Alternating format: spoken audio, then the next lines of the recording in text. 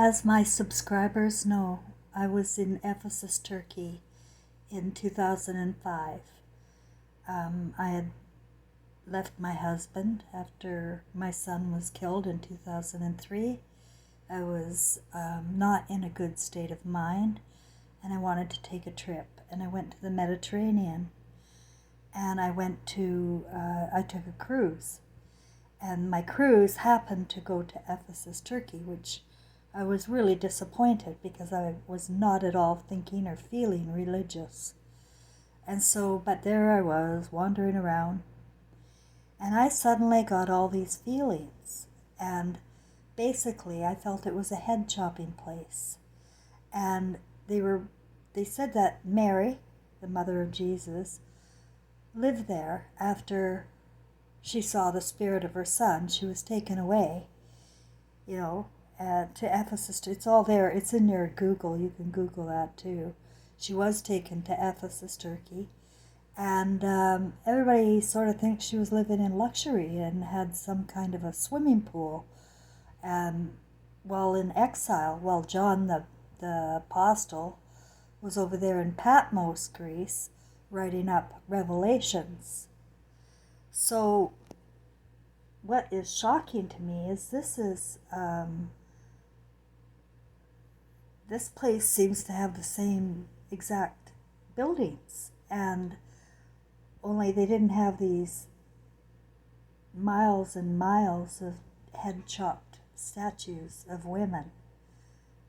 I can't show you this because they'll block my video. I'm just gonna show a bit maybe.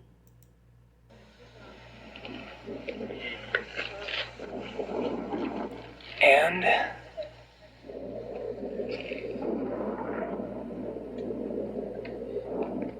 that appears to be Latin. Right. Not. And that is exactly what I've got a photo of the same kind of stone with that kind of writing. Not the statue, but this place is the same tribe.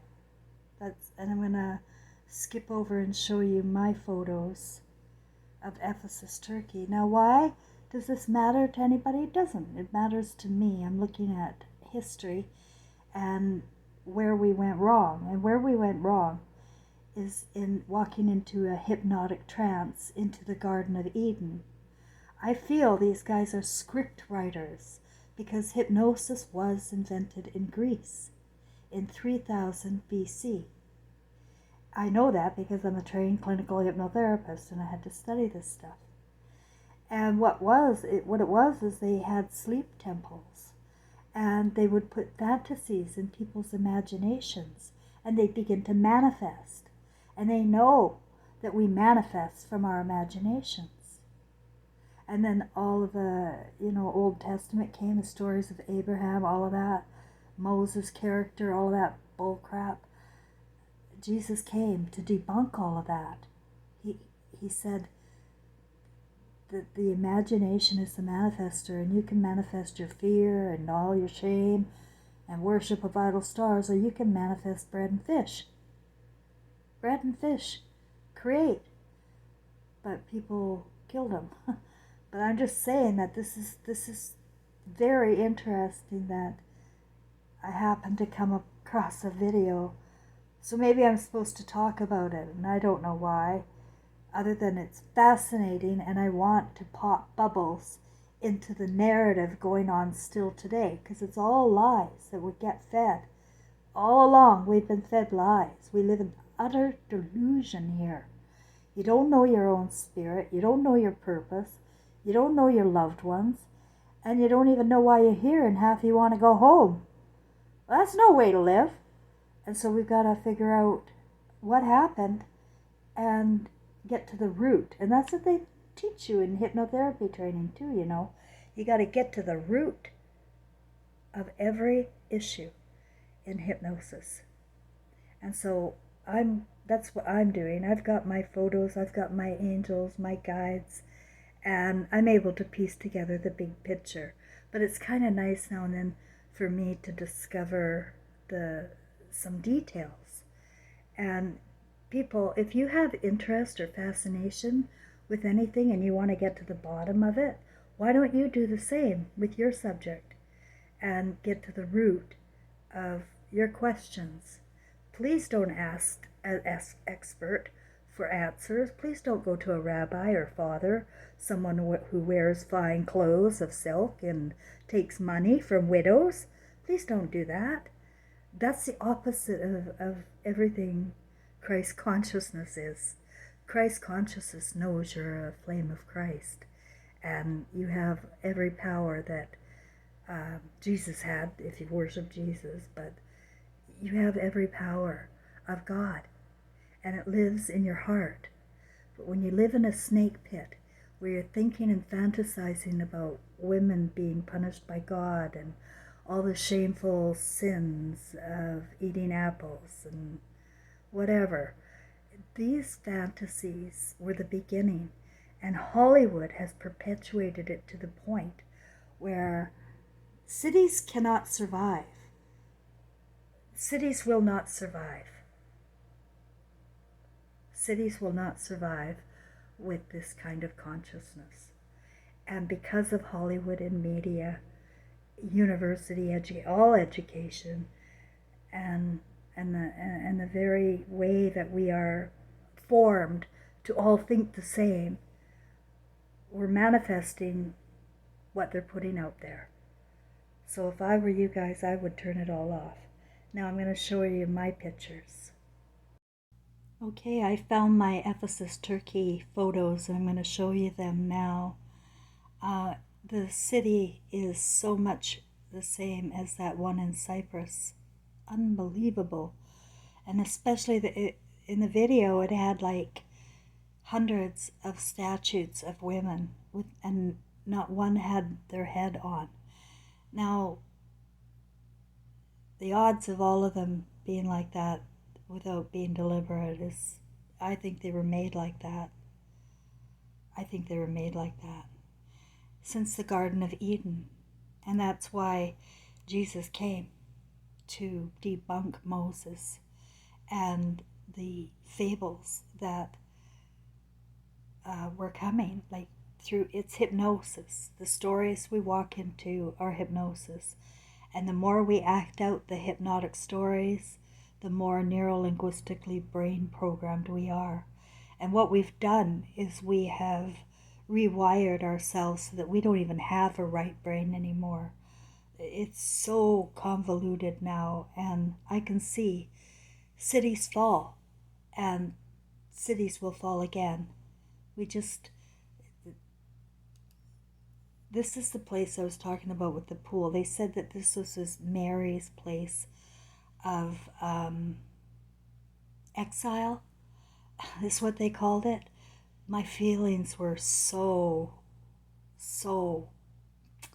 I had strong feelings in Ephesus, Turkey. That pool is like a woman's head shape, and I saw that pool was filled with heads. They said that was where she swam. I say no. Why would they take her after seeing, she was called Lucifer, the Christ mother, and because she saw the spirit of Jesus. So why would they give her a nice swimming pool and a lovely home? No, these people were not, they invented the religions. They invented Judaism. It's all based on a satanic God. It's just more of the place.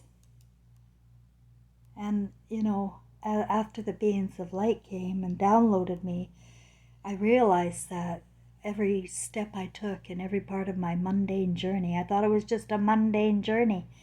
It turns out it wasn't.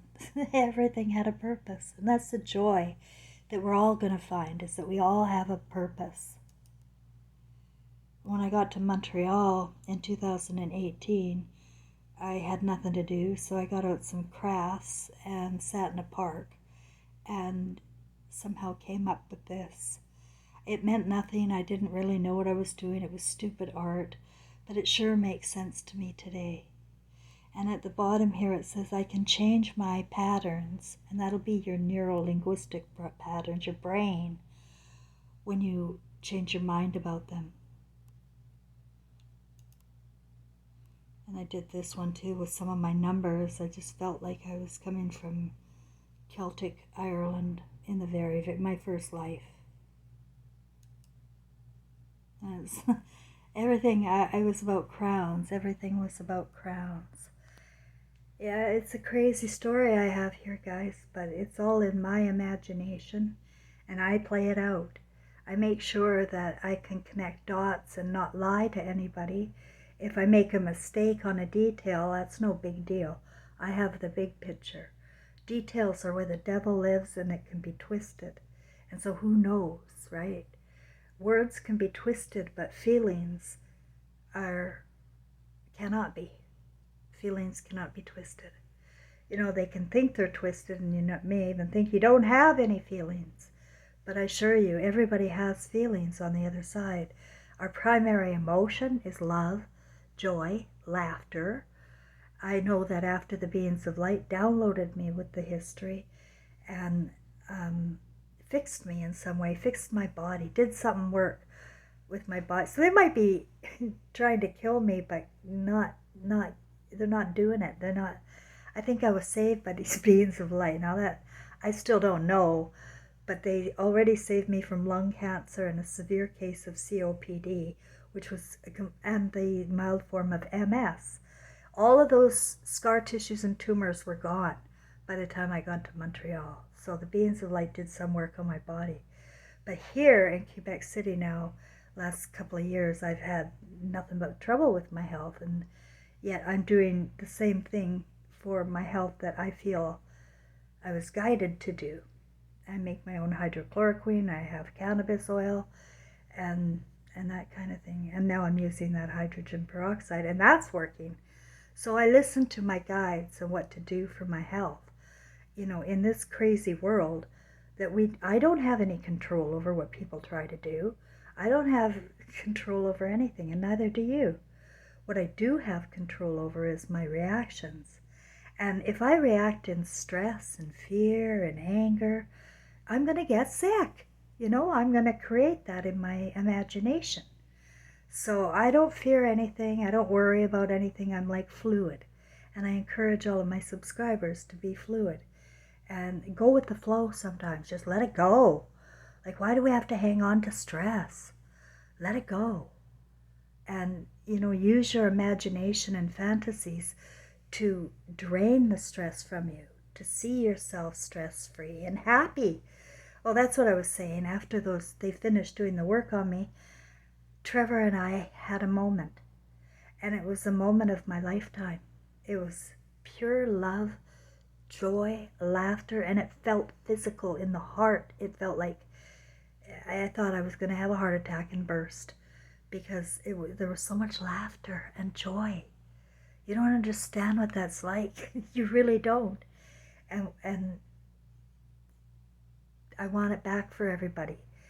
The other message from Jesus, when he came to debunk all of these scriptures, is that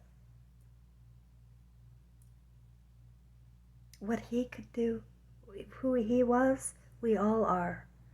And he was reincarnated, and his mother did see him, just as I saw my son Trevor, and just as I've pieced together our stories of past lives in the roles we choose.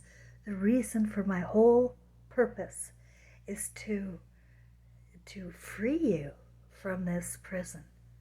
And you begin to use your own imagination and your own thoughts and feelings about how you feel about things. I trust you. In the mind, in the imagination, nothing is hidden. And everybody has to know that nothing is hidden.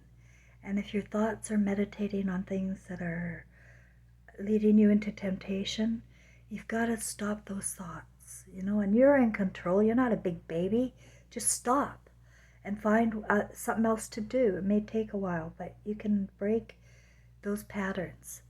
And especially thinking about being dependent and needy, because I have been dependent and needy, trust me. And I'm the one that has never been able to ask for help.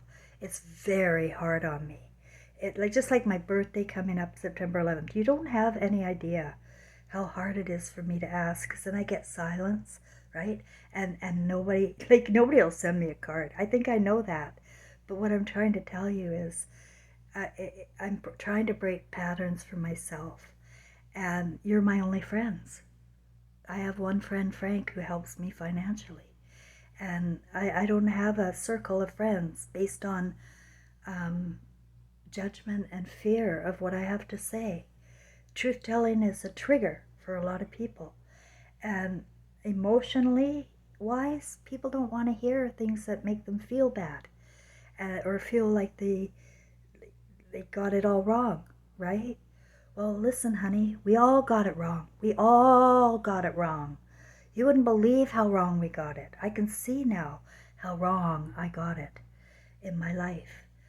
My life was a mundane nothing journey, and today it's a beautiful garden with me walking each step of the way, deliberately, purposefully meeting certain people all along, all on purpose. And it's my plan, it's God's plan, and there's a plan for you too. And the key is to go into yourself and learn how to meditate. I wouldn't listen to outside music while you're meditating if I were you, especially meditation music or sleep music. I've got a very bad feeling that there's subliminal programming in some of those, and any one that's popular, I just can't trust. So you can find ways for yourself to go into a deep meditation and relax your body, empty yourself of all thoughts, and begin to create a new garden. And the way to do it is to go back to your childhood and remember how you started and think about how you'd want it to be, right? Because your wants matter. Your wants matter. That's the big message. You're a spirit. You have wants, but you've been trained to be a slave. Well, slave no more.